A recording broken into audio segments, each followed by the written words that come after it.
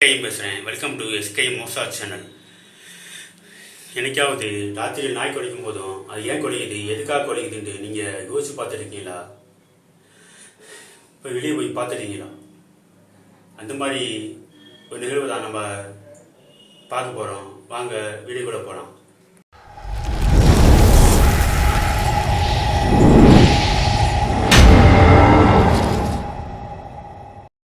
இருக்கிற ஒரு காடு மாதிரி இருக்கிற ஒரு ஏரியா, அந்த காட்டுக்கு மாதிரி இருக்கிற ஒரு இடத்துக்குள்ள இருக்கிறது தான் சின்ன ஊர். ஆனால் அதை பார்த்தா சிட்டிக்குள்ள இருக்கிற ஏரியா மாதிரி தெரியாது, ஒரு காட்டுக்குள்ள இருக்கிற மாதிரி, கிராமத்தில் இருக்கிற மாதிரியே தெரியும். அந்த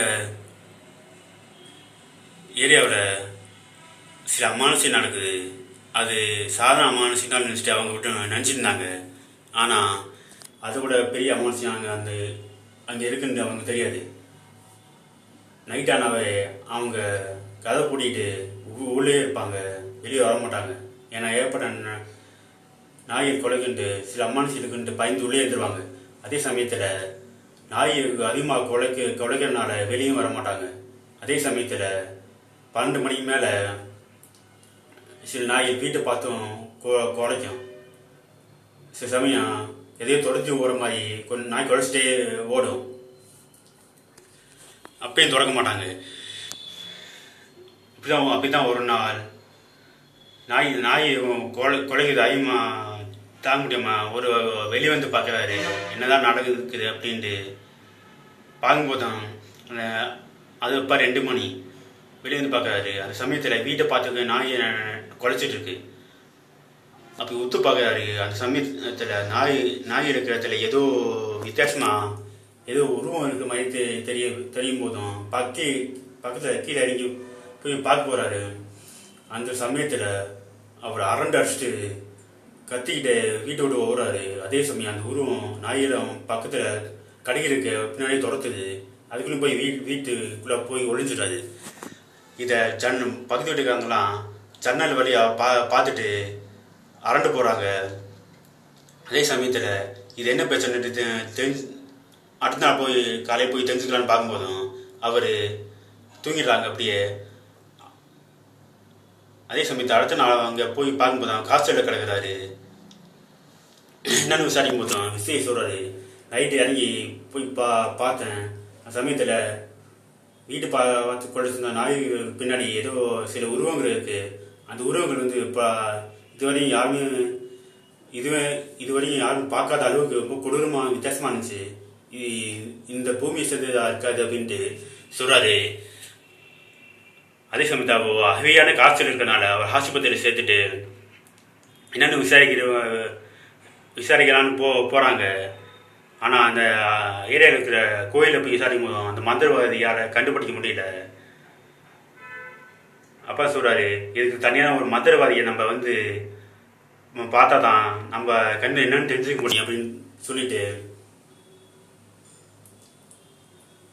ஒரு மந்திரவாதி போய் பார்க்குறாங்க. அவரும் ஏரியாவில் வந்து பார்த்துட்டு சொல்கிறாரு, இது பூமியை சேர்ந்த அமானுஷம் இல்லை, இது வேற உலகத்துல இருந்து வந்திருக்கு தீய சக்தி. அதோட இங்கே இருக்க ஆத்மாவை அடக்கி வச்சிருக்காரு.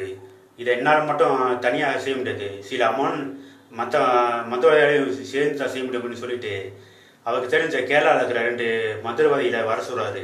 அதோட சேர்த்து தற்கால இருக்கிற 2 பாய்கையும் வர சொல்கிறாரு. வந்து இவங்க அப்போ சொல்கிறாங்க, மந்திரம் செய்யாமல் இருக்கிறாங்க. அந்த சமயத்தில் அந்த ஏரியா மக்களுக்கு விஷயம் சொல்கிறாங்க, நாங்கள் ராத்திரி தான் செய்ய போகிறோம், இப்போ செய்ய ஆரம்பிக்க போதும், அதுக்கு முன்னாடி நீங்கள் வீட்டுக்குள்ளே போய் தங்கிக்கோங்க, யாருமே வெளியே வராதிங்க, இதுக்கு கதவு எல்லாத்தையும் பூட்டிக்கோங்க.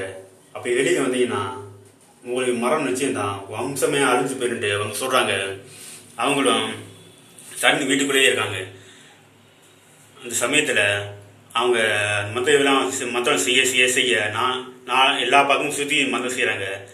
செய்ய இருக்க எல்லா அமானுஷமும் கொடூரமாக கத்த ஆரம்பிக்குது. அதே சமயத்தில் மந்திரவாதின்னு ஒன்று சொல்லியிருப்பாங்க மக்கள்கிட்ட, உங்கள் வீட்டில் இருக்கிற மாதிரி அவங்க சொந்தக்காரங்க மாதிரி கூப்பிடும் வராங்க அப்படின்னு சொல்லியிருப்பாங்க. அதே மாதிரியே அந்த சத்தியில் அந்த ஏரியா மக்கள் அவங்க ஆள் மாதிரியே கூப்பிடுது. ஆனால் யாருமே வெளியில் வரல. கடைசியாக ஒரு வழியாக கஷ்டப்பட்டு சிரமப்பட்டு அந்த மந்திரவாதி எல்லாமே அந்த அந்த ஏரியாவில் இருக்கிற அந்த தீய சக்தியில் அடக்கி கட்டுப்படுத்திட்டாங்க. அப்போ அந்த அதுட்டு விசாரிக்கும் போதும் சொல்லுது, நாங்கள் இந்த உலகத்தை சேர்ந்தவதையும் இல்லை, நாங்கள் நரகத்திலேருந்து வந்தவங்க, எங்களை கொண்டு வந்தது ஒரு மந்திரவாதி. இப்போ அவன் எங்கே இருக்கானே தெரில எங்களுக்கு அப்படின்னு சொல்கிறாரு. அப்புறம் அவங்க மந்திரத்தை பார்க்கும்போதும் இந்த மந்திரவாதி இறந்து போய் பல வருஷம் ஆச்சு அப்படின்னு தெரிய வருது. அவன் இறந்துட்டான், இப்போ நீங்கள் உலகத்தையே போங்க அப்படின்னு சொல்லும்போதும் ஆத்மாக்கு அந்த தீசத்துக்கு போக மாட்டேங்குது. உடனே இந்த 5 மந்திரவாதி கடுமையான மந்திரம் செஞ்சு கடவுளை வர வச்சு அதுக்கப்புறம் அந்த தீய சக்தியில் அவங்க உலகத்துக்கு போக வச்சிடுறாங்க. அதுக்கப்புறம் அடுத்த நாள் காலையில் போய் நம்ம பொதுமக்கள் சொல்கிறாங்க, நீங்கள் இருந்த எல்லா சக்தியும் நாங்கள் அழிச்சிட்டோம், போக வேண்டிய இடத்துக்கு போக வச்சுட்டோம். ஆனால் நீங்கள் ஒரே ஒரு காரியம் மட்டும் செய்யணும், நீங்கள் ஒரு பெரிய கோயில் எழுப்புங்க, அது சிவனுக்கு பெரிய கோயில் கட்டுங்க, அதோட காலபைரவருக்குன்னு தனியாக கோயில் கட்டுங்க. அப்போ தான் இந்த ஏரியாவில் எந்த சக்தியாலையும் நுழைய முடியாது, உங்களுக்கு எந்த கெட்டதும் நடக்காது, யாருக்கு நல்லதே நடக்கும், சொன்ன செய்யுங்க அப்படின்னு சொல்லிட்டு போயிடுறாங்க. அதோட ஒரு மசூதியும் அங்கே அமைக்கப்படுது. அதுக்கப்புறம் அந்த ஏரியா மக்கள் எந்த பிரச்சனையும் இல்லாமல் வாழ்ந்துட்டு இருக்காங்க. கதை பிடிச்சிருந்தா லைக் ஷேர் செஞ்சுருங்க.